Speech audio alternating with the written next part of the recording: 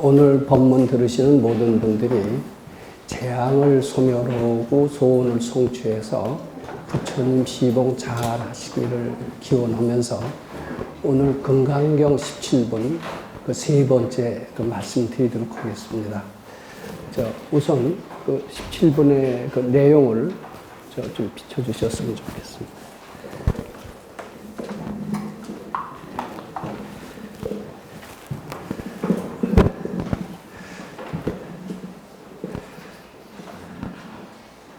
네, 다음입니다. 다음이요.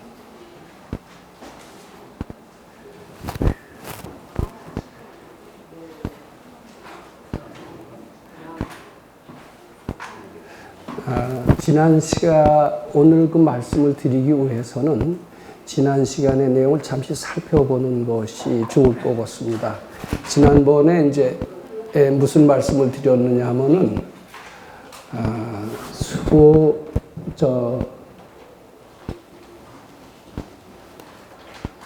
여기입니다.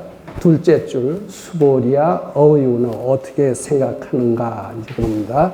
부처님이 이제 연등불소 아주 오래전에 이제 부처님이 계셨고 그 부처님 이름이 아마 연등불이라고 하는 이름을 가진 부처님이 계셨는데 그때 그 부처님 문화에서 수행을 하셨던 분이 바로 서가열애였던 것 같습니다. 이런 이야기를 들으시면은 아마 계속 우리 몸 받기 전에 전생이 있었고 또 전생이 있었고 무시범례로 우리는 몸을 받아왔다라는 그런 사실이 여기 간접적으로 드러나고 있죠. 그 부처님 전에서 수도를 할 때 유법하야 득안혹따라 삼약삼보리 보아 그랬습니다. 요건데 유법을 해석을 하시는 분들이 여러 형태로 해석을 하세요. 근데 저는 이것을 정답이 있는 것 같지는 않습니다. 우리가 이해하기 쉽고 신심이 날 수 있는 해석이라면 그것이 제대로 된 해석이다라고 생각을 하고 어떤 특수한 방법, 어떤 비법, 어떤 방법론에 의해서 밝아지는 방법을 가지고 밝아졌느냐. 안혹따라 삼약삼보리는 밝음이라고 해석하는 게 좋습니다. 우리는 성공을 할 때 성공하는 방법이 뭐냐 이렇게 흔히 생각을 합니다. 그리고 성공하는 것은 성공의 방법에 의해서 방법대로 실천을 해서 성공했다라고 생각합니다. 마찬가지로 도통을 했다라면 도통하는 방법이 있을 것이다. 그 방법대로 수도를 해서 도통을 했을 것이다. 이렇게 생각하기 쉽습니다. 마찬가지로 안혹따라 삼약삼보리를 얻었다라면은 안혹따라 삼약삼보리를 얻는 어떤 방법이 있다라고 우리가 생각을 하게 되기 쉽습니다. 그래서 어떤 방법이 있어서 또 비법이 있어서 밝아졌느냐 이렇게 물어보는 겁니다. 요렇게 해석을 해야 이해하기도 쉽고 그 뒤하고도 연결이 잘 될 것 같아서 제가 그렇게 해석을 한다. 이런 말씀 드립니다. 그랬더니 이제 부정을 합니다. 그렇지 않다. 부처님이시여 여해불소소리로는 제가 부처님의 뜻을 헤아려 보기로는 참 저는 이 구절이 좋다라는 말씀을 지난 시간에 드린 적이 있습니다만은 자기 생각은 굉장히 위험합니다. 저도 이제 무엇을 자꾸 연구하다가 해답이 나옵니다. 해답이 나왔을 때 이것은 해답이다라고 딱 주장하고 싶은 생각이 들어요. 근데 그런 주장을 했다가 여러 번 틀렸던 경험이 있습니다. 특히 이런 굉장히 추상적인 어떻게 보면 형이상학적인 그런 질문, 아주 정답을 알 수 없는 그런 어떻게 보면 굉장히 난해한 문제를 우리가 파고들 때 저 나름대로 어떤 깨침이 있고 해답이 나옵니다. 그럼 이것이 해답이다라고 저는 확실히 느껴지는데 종종 틀렸던 경험이 있어서 저는 어떻게 생각하냐면 선생님이라면 과연 나와 같이 생각을 하실까 이렇게 몇 번 합니다. 몇 번 하다 보면은 선생님은 나와 다른 판단을 내릴 것이다 이렇게 되는 수가 있고요. 몇 번 되풀이해서 해봐도 선생님이시라면 나와 동일한 그런 판단을 내리실 것이다 이렇게 되는 수가 있더라고요. 그러면 대개는요 선생님이시라면 나와 동일한 판단을 내리실 것이다 라는 그런 느낌을 가졌을 때 제 대답이 맞았던 경험이 있습니다. 저는 그래서 이 표현을 참 좋다고 생각합니다. 그냥 수벌이 존자는 그냥 판단을 내리는 게 아니라 여와 해볼 소소리로는 제가 부처님의 뜻을 잘 생각을 해봤습니다. 그냥 즉흥적으로 대답한 게 아닙니다. 곰곰이 간화선처럼 참고를 해봤습니다. 그랬더니 부처님이 연등 부처님에서 수도를 하실 때 이제 큰 깨달음을 얻었어요. 아누따라 삼약삼벌이라는 깨달음을 얻었는데 어떤 방법에 의해서 밝아지는 방법을 하지 않고 밝아졌다라는 그런 이야기입니다. 무유법파요. 어떤 방법이 있지 아니하고 요 없을 무자는 아니라는 뜻으로 해석을 많이 하시더라고요. 어떤 비법이 있지 않고 방법론에 의하지 않고 밝아졌다라는 거예요. 근데 그거에 이해가 잘 안 되시죠? 근데 그걸 제가 나중에 설명을 하겠습니다. 그랬더니 이제 그렇게 아주 이상한 대답을 하는 겁니다. 뭐 성공을 하려도 성공은 방법에 의해서 성공을 하는 게 아니냐. 우리가 부자가 되려도 부자가 되는 방법이 있을 것이다. 어느 학교에서는 부자 강의를 하는 그런 강좌가 있고요. 그 강의를 교수가 있어요. 뭐 그렇게 해서 상당히 학생 때 돈 한 푼도 안 들이고 졸업할 때 작은 아파트를 샀다라는 그런 아주 자기 강의를 두고 그런 학생이 있었다라는 이야기를 하는 그런 부자 강의의 교수를 제가 KBS에서 이제 와서 얘기하는 것을 들은 적이 있습니다. 즉, 뭐 성공을 하려면 성공은 방법대로 해야 되는 거 아닐까요? 자, 그런데 그렇지 않다라고 얘기를 하는데 부처님도 그걸 인정을 하시는 겁니다. 그렇다. 수벌이야 실무유법일세 열애덕 안욕다나 삼약삼벌입니다. 요 전까지 한 게 요겁니다. 이제 오늘부터 말씀드릴 게 그렇다 수벌이야 실무유법일 때 실로 어떤 방법에 의해서 밝아진 것이 아니다. 요 실무유법에 대해서 오늘 좀 더 말씀드리도록 하겠습니다.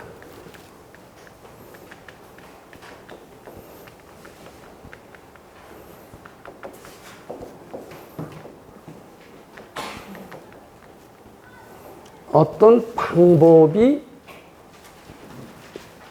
있지 않다. 이제 이런 뜻이 됩니다. 어떤 방법이 있지 않다. 이제 첫 번째 어떤 방법이 있지 않다. 부처가 되는 방법이 있지 않다라는 겁니다. 방법이 있지 않다.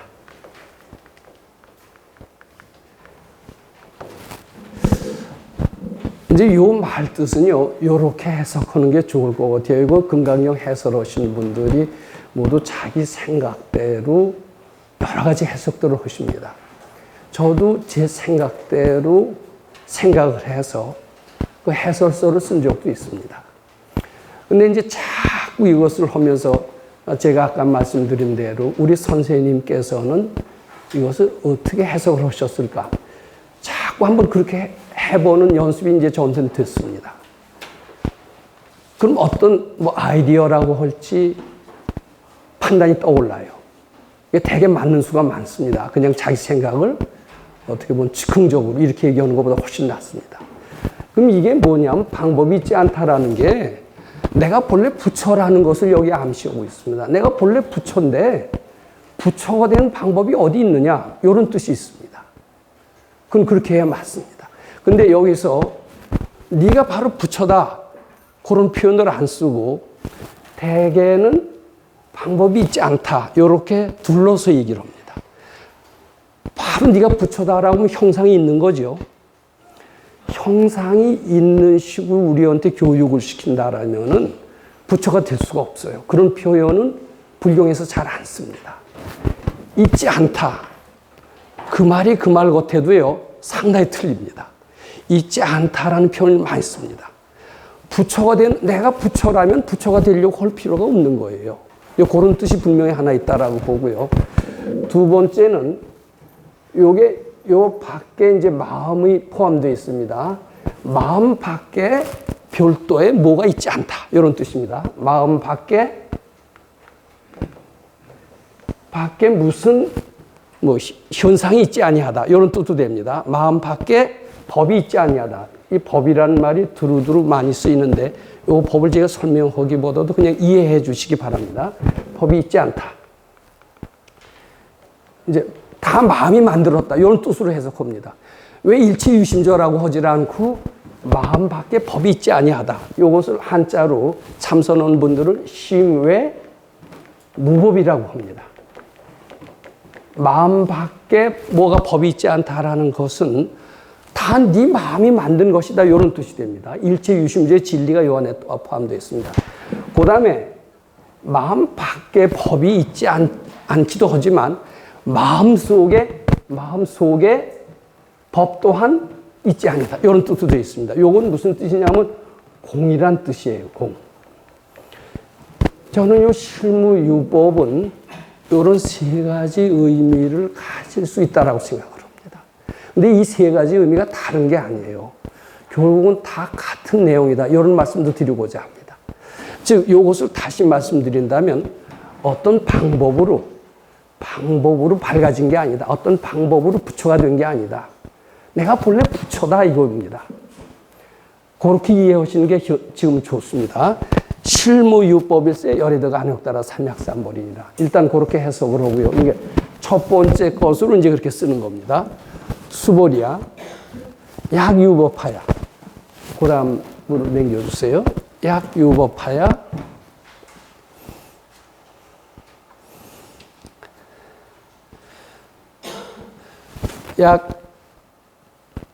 만일 어떤 방법이 있어서 부처가 되는 방법대로 부처가 밝아졌다면 어떤 방법론에 의해서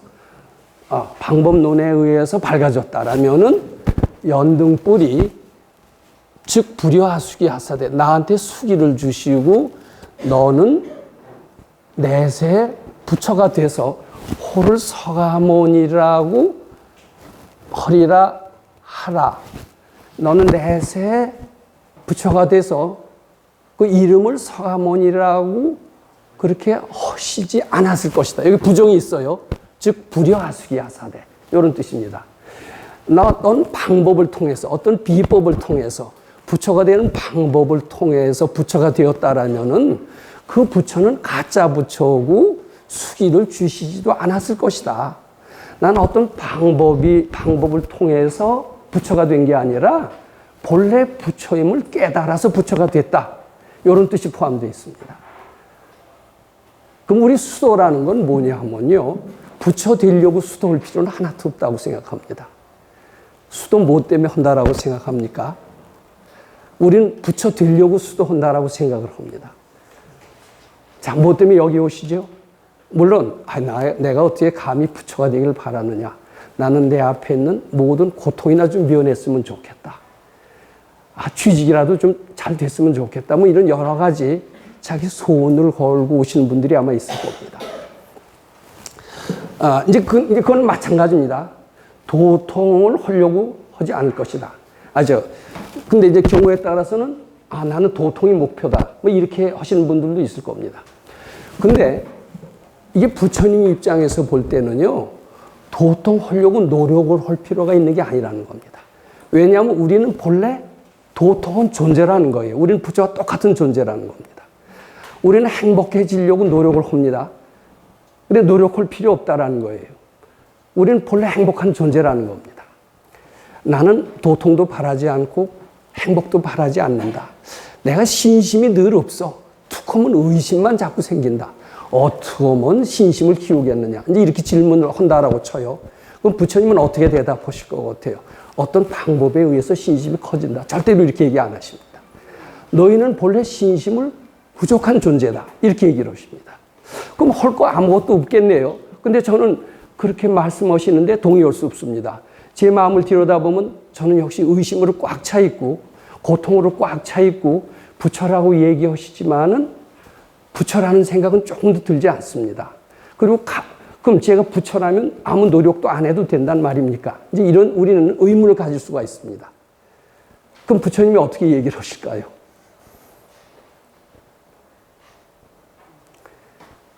자, 생각만 하세요. 대답은 안 하셔도 좋습니다. 근데 생각을 하신 뒤에 제 얘기를 듣는 것과 생각도 안 하고 듣는 것과는 많은 차이가 있습니다. 한번 속으로 답을 마련해 보세요. 그럼 부처가 되려는 노력이 아무것도 필요 없다는 말씀입니까? 이런 우리는 의문을 가질 수가 있어요. 우리가 본래 부처인데 그렇다. 부처가 되려는 노력은 필요 없다. 단지 너희들은 부처인 줄 모르고 정신병에 걸려서 어렵다라고 생각을 하고 있다. 그 병만 없애는 노력을 해라. 부처가 되려는 노력은 하지 마라. 그렇지만은 부처인 줄 모르고 이렇게 부처인 줄 모르는 깊은 정신병에 걸려 있다. 그 정신병에서 벗어나기만 하면 되는 것이다. 이렇게 얘기를 하십니다. 근데 똑같은 노력이라 하더라도 우리는 부처가 되려는데 많은 노력이 필요하다고 생각을 합니다. 근데 부처님께서는 부처가 되려는 노력은 하나도 필요 없다. 왜냐하면 본래 부처이기 때문에. 그럼 수행은 뭐냐? 부처가 아니라는 그 생각을 깨치기만 하면 된다. 이렇게 얘기를 하십니다. 같은가요? 상당히 틀린가요? 상당히 틀려요. 우리는 부처가 되려고 노력한다라고 생각합니다. 행복해지기 위해서 금강경 많이 읽어야 된다라고 생각을 합니다. 신심을 키우기 위해서 하루에 금강경 7독을 해야 된다라고 생각합니다. 근데 그렇지 않습니다. 금강경 내용이 뭡니까? 금강경 내용은 무엇을 성취하고자 하는 그런 내용이 아닙니다. 우리의 병이 본래 없음을 알아라. 그런 내용이 금강경 내용입니다. 우리는 다 구족된 존재라는 겁니다. 근데 왜 구족을 모르느냐? 우리 병적 상태가 우리를 구족을 모르게 한다라는 겁니다. 이 병적 상태가 본래 있지 않다. 공이다. 그리고 다 내 생각일 뿐이다. 이렇게 이야기하는 것이 금강경의 골자다. 이렇게 이해하시면 됩니다.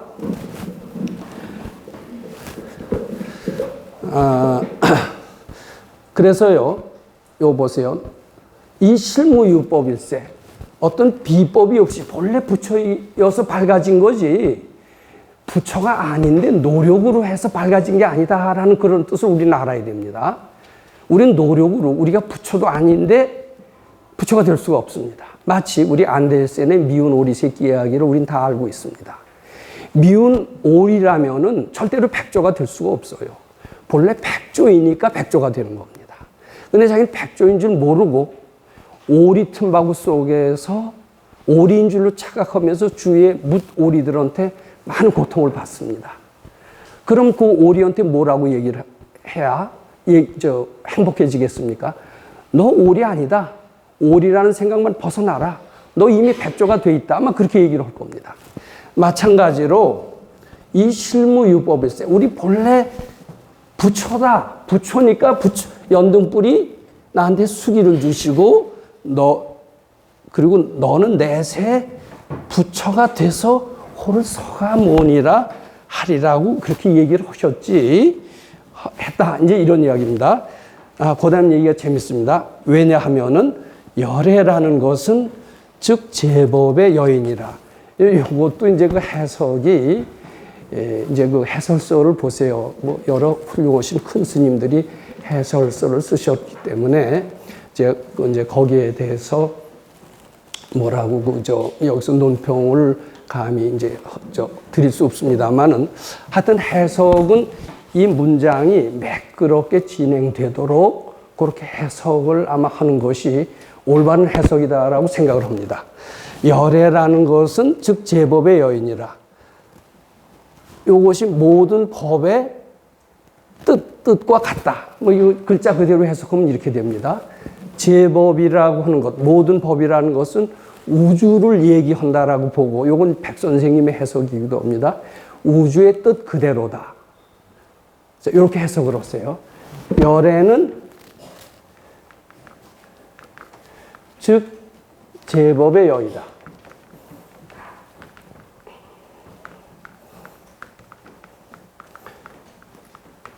제법이 우주의 뜻과 같다.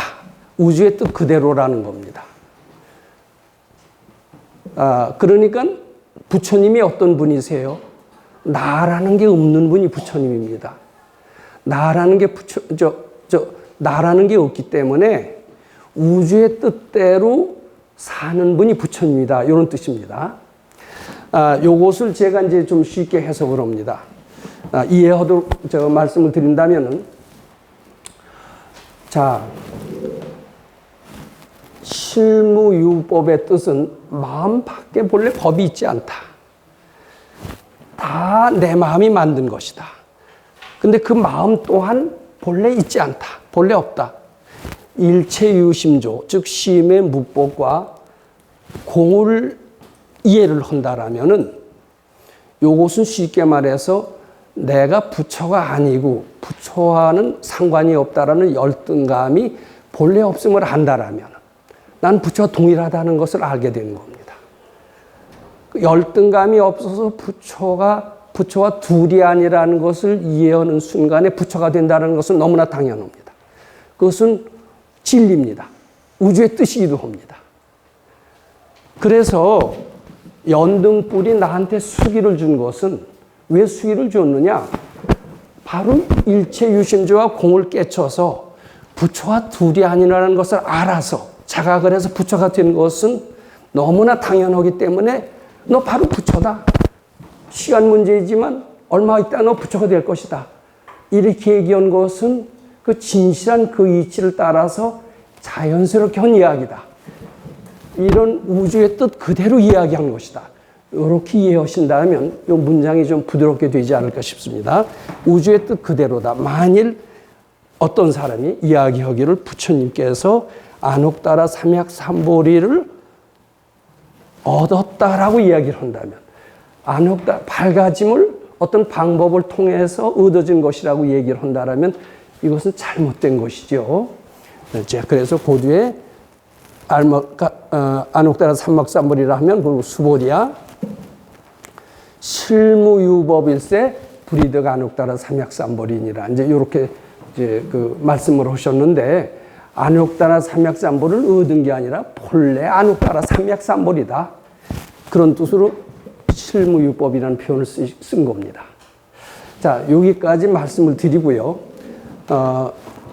좀 요 구체적으로 우리가 좀 이 얘기만 듣지 말고 어떻게 하면은 좀 밝아지느냐, 생활에 응용할 수 있느냐, 어떻게 하면 행복해질 수 있느냐, 어떻게 하면 고난에서 멀어질 수 있느냐, 이런 이야기를 좀 더 한번 해보도록 하겠습니다.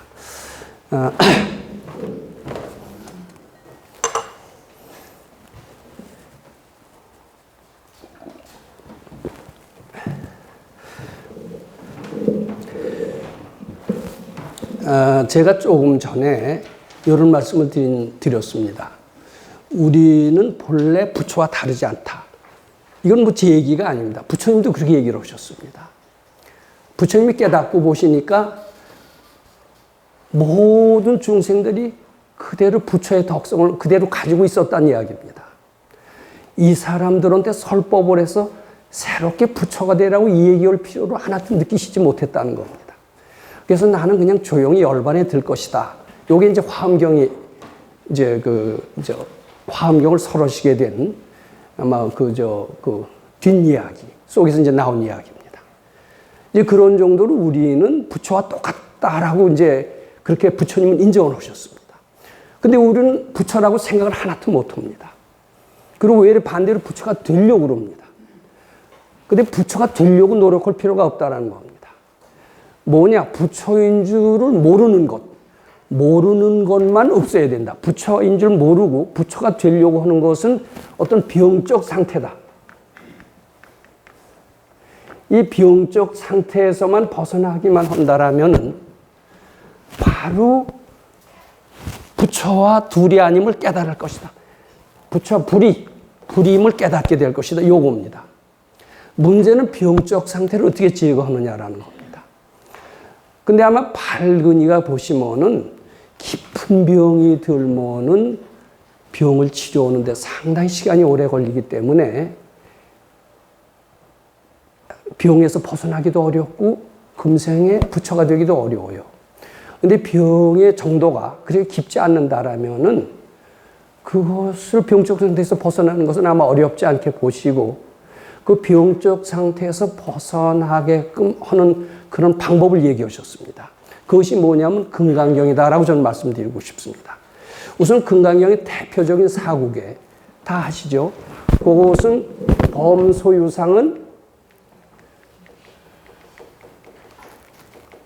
한글로 쓰겠습니다. 한문하면 좀 개시허망 이렇게 됩니다. 약견재상이 비상 직견열애 이렇게 됩니다. 근데 이 해석 잘 해야 됩니다. 이게 범소유상은요, 많은 불교학자 또는 스님들조차도 지 마음속에 분별망상이라고 해석하지 않습니다. 마음 밖에 나타난 모든 현상, 자연현상 이렇게 해석을 합니다. 근데 우리가 뭐 때문에 밝아지느냐? 마음 닦아서 밝아집니다. 그리고 마음 밖에는 아무것도 없습니다. 일체 유심조요, 심의 무법이요, 유식무경입니다. 그렇다면 이것을 마음 밖의 현상으로 해석한다는 게 제대로 된 해석입니까? 아닙니까? 우선 요거 해석을 제대로 하느냐가 금강경을 제대로 이해하느냐 안 이해하느냐 요 갈림길에 갈라서게 됩니다. 요것은 발근이가 어떻게 해석을 하느냐 하면 제 생각으로 해석을 합니다. 제 생각, 제 판단, 제 분별로 해석을 합니다. 그것이 다 틀렸다라는 거예요. 내 생각이. 자, 이거 이렇게 되면 너무 우리 무참합니다. 우리 자기 잘난 맛에 살죠. 내 생각이 옳다. 그리고 정치가는 주장을 합니다. 학자들은 논문을 쓰고 옳다라고 이야기를 합니다. 근데 지금 부처님께서는 뭐라고 그러시냐면 그 생각은 다 틀렸다라고 그래요. 그런데 정치가, 학자, 교육자들 다 자기 생각이 옳다라고 그럽니다. 그리고 자기 생각대로 하면은 뭐 행복해지고 유능해지고 지혜로워지고 이런 등등 좋은 말을 다 갖다 붙이면서 자기는 행복해지는 길을 발견했다. 유능해지는 길을 발견했다. 등등 하면서 주장을 합니다. 근데 부처님은 뭐라고 그러시느냐 하면은 행복해지고 유능해지고 지혜롭고 이런 길 너희들 가려고 할 필요 없다라는 거예요. 너희들이 그쪽으로 가려고 하는 그 생각이 병이다. 병에서 나온 것이다. 그것이 병에서 나온 것인 줄 알고 잘못된 것인 줄로 알고 그런 잘못된 모든 그 분별망상, 아니 분별망상이라 판단, 자기 나름대로의 어떤 판단이나 뭐 분별이나 자각이나 이런 것들이 다 잘못되었다고 보아라. 그렇다면 직견열애니라. 바로 부처가 되리라. 이런 이야기입니다. 요건 어때요? 우리들의 생각, 사고방식과는 사고방식 완전히 부정하는 겁니다. 요건 달리 말해서 병을 고치는 처방입니다. 근데 금강경 내용이 다 이런 식으로 되어 있어요. 오로지 우리 착각 상태, 병적 상태를 바로 잡아주는 겁니다. 그렇다면 우리는 본래 부처고, 본래 행복하고, 본래 유능하고 이렇게 된다라는 겁니다. 바로 그 금강경 내용입니다. 그 다음에 그래서 해능대사는 그 육조단경을 보면 이렇게 말씀하셨어요. 금강경 읽고, 그분은 금강경 굉장히 좋아하셨던 분입니다. 오조 홍인대사가 금강경 하셨기 때문에 금강경 독송하라. 근데 뜻을 알려고 하면서 독송하셔야 됩니다. 뭐 뜻을 모르고 독송을 해도 뭐 괜찮다는 얘기가 있는데 뭐 안 읽는 것보다는 낫겠죠. 근데 뜻을 알려고 하면서 읽다 보면 뜻이 알아지면서요. 특히 어떻게 나타났냐면 내 생각이 꼭 옳은 줄 알았는데 이 옳다라는 생각에서 벗어나게 됩니다. 그리고 굉장히 건강해집니다. 자, 이제 금강경 독송의 공독입니다. 두 번째 해능대사가 얘기한 게 무소득심입니다. 무소득심. 어떤 소득심을 가질 필요가 있지 않다라는 겁니다. 즉 나는 이제 금강경을 읽었더니 행복해졌다. 이것은 완전히 틀렸다라는 겁니다. 나 금강경을 많이 읽었더니 유능해졌다, 지혜로워졌다 이렇게 얘기하는 사람이 있습니다. 기분이 아주 좋아졌다, 환희심이 났다 이렇게 얘기를 합니다. 근데 그러고서는 아주 자만심을 갖기도 합니다. 야, 금강경 읽어라. 금강경 전도사가 됩니다. 근데 그런 소득심을 갖지 말라는 겁니다. 왜냐하면 갖는 것은 착각이라는 겁니다. 우리 본래 금강경 읽어서 행복해지는 게 아니라는 거예요. 본래 행복한 건데 행복이 아니라는 그 생각이 금강경 통해서 없어진 거지. 금강경 읽어서 행복해진 게 아니라는 이야기입니다. 근데 우리는 소득심을 어떻게 해서 갖느냐 하면, 아, 이렇게 금강경을 읽어서 난 행복했다. 상을 받았다. 뭐 이렇게 해서 진급을 했다. 명예를 얻었다. 부귀영화를 얻었다. 부귀영화를 우리가 얻는 게 아니라는 거예요. 얻었다 그러면 소득심을 내는 거죠. 본래 우리가 가질 거 갖는 거라는 겁니다. 우린 본래 부자라는 겁니다. 가난하다는 생각만 바쳐라. 가난하다는 생각이 착각임을 알고, 가난하다는 생각이 본래 없음을 알고, 우리 식으로 어떻게 해요? 부처님께 바쳐라. 그렇게 말씀하시는 겁니다. 그러니까 무소득심이 되는 거예요. 요 두 가지면 그대로 밝아진다라고 얘기를 하는 겁니다. 근데 저는 또 한 가지 여기다 보태고 싶습니다. 이건 해능대사의 말씀인데, 자, 요게 첫 번째입니다. 요게 이제 밝아지는 방법입니다. 요게 어떻게 보면 형상이 없어요. 근데 요거 갖고는 다 되지는 않는 것 같아요. 저도 처음에, 요렇게만 하면은, 나도 한 3년을 수도를 하면은, 뭐 세상에서 모든 어려움은 다 없애고 아주 마음도 편안해지고 즐거워질 뿐만 아니라 경우에 따라서는 뭐 저 부처님 세계까지도 맛을 볼 수 있겠다라고 생각을 했던 것 같습니다. 그리고 이제 수도를 했는데, 이게 3년이 되도록 그게 저한테는 오지 않았어요. 왜 안 왔을까요? 제가 의로 깨쳤습니다. 요것만 갖고 안 된다는 것을 깨쳤습니다. 뭐를 깨쳐야 되느냐 하면은요, 이게 강한 업보라고 얘기 말씀드리고 싶습니다. 강한 업보에서 벗어나라, 이런 뜻입니다. 이제 업보라는 말을 제가 여기서 다시 한번 설명드리겠습니다. 왜냐하면 업보 해탈, 이 얘기를 여기서 여러 번 했는데, 업보 해탈하면 이게 본래 의미하고 이상하게 와전돼서 뭐 영가 천도하는 걸로 이렇게 사람들이 이해를 하시더라고요. 자, 근데 그런 뜻의 업보 해탈이 아닙니다. 업이라는 것은 행입니다. 직업 할 때 업자를 쓰지 않습니까? 근데 이제 그 직업 같은 것도 행위가 되지만 특히 죄 짓는 행위가 많습니다. 예를 들어서 살생, 도둑질, 투도, 사음, 살생의 행위, 이거 살생업이 되는 겁니다. 투도, 도둑질, 투도의 업이 되는 겁니다. 사음의 업이 되는 겁니다. 업보는 뭐냐 하면 살생하는 과보가 됩니다.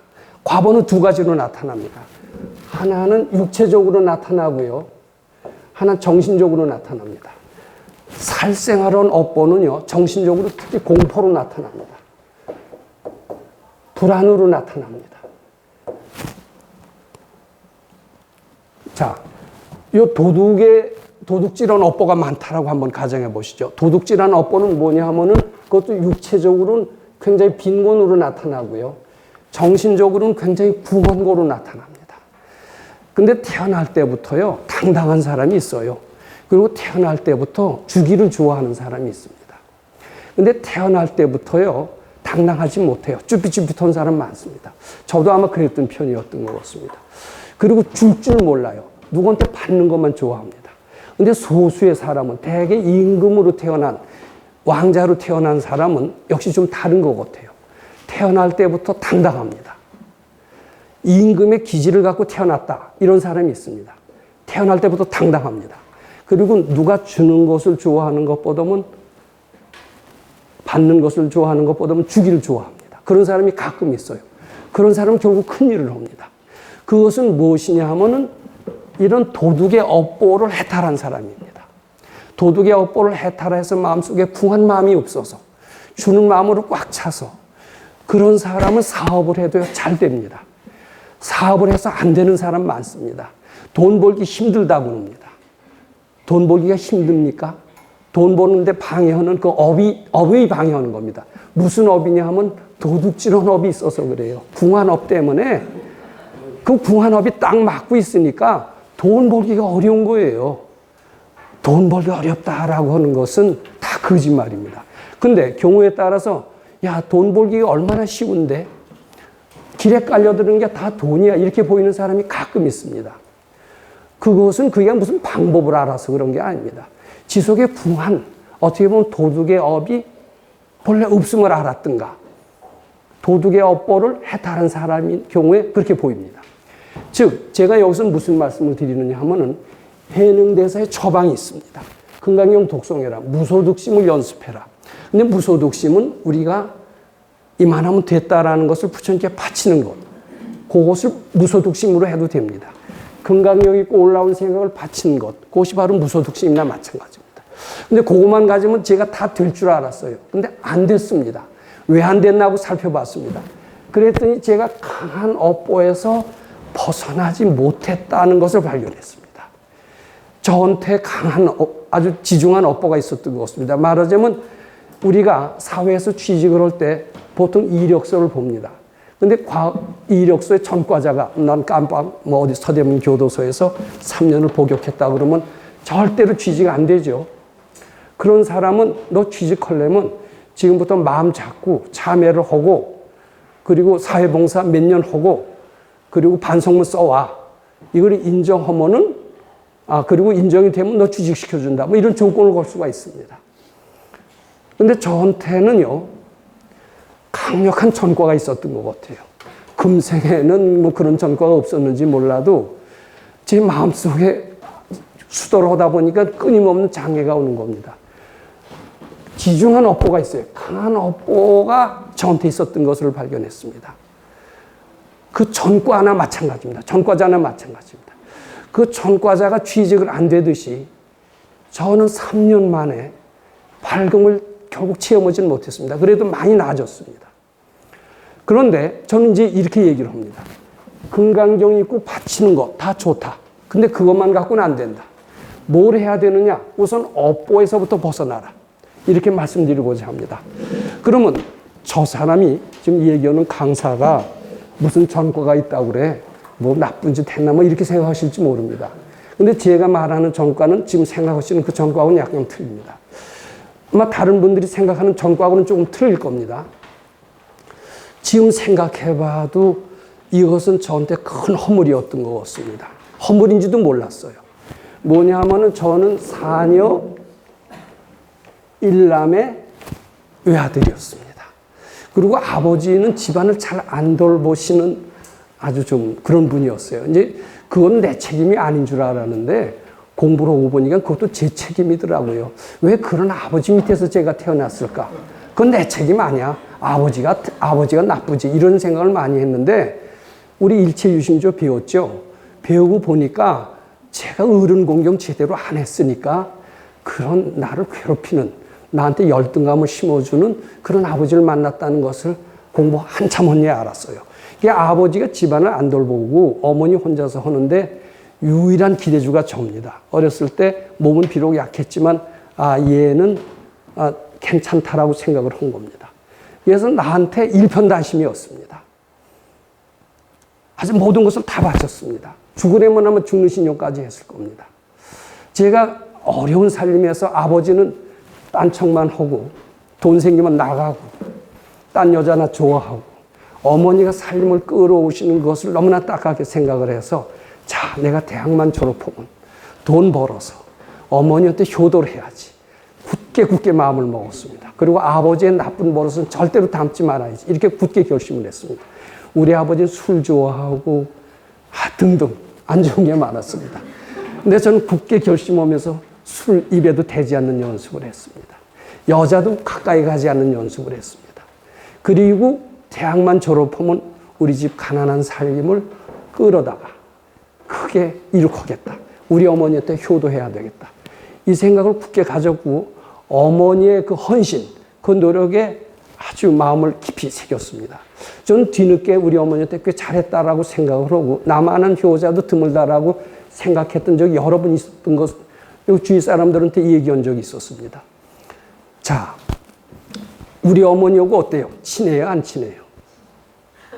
친한데 이게 부처님 좋아하실 것 같아요? 안 좋아하실 것 같아요? 자, 부모는 자녀를 사랑하고 자녀는 부모한테 효도하고 얼마나 멋있고 아름다워요. 근데 부처님은 절대로 아름답다라고 생각하시지 않는다라는 것을 뒤늦게 깨쳤습니다. 자, 이제 문제가 생기는 겁니다. 이제 대학을 졸업하고 이제 군대까지 갔다 왔어요.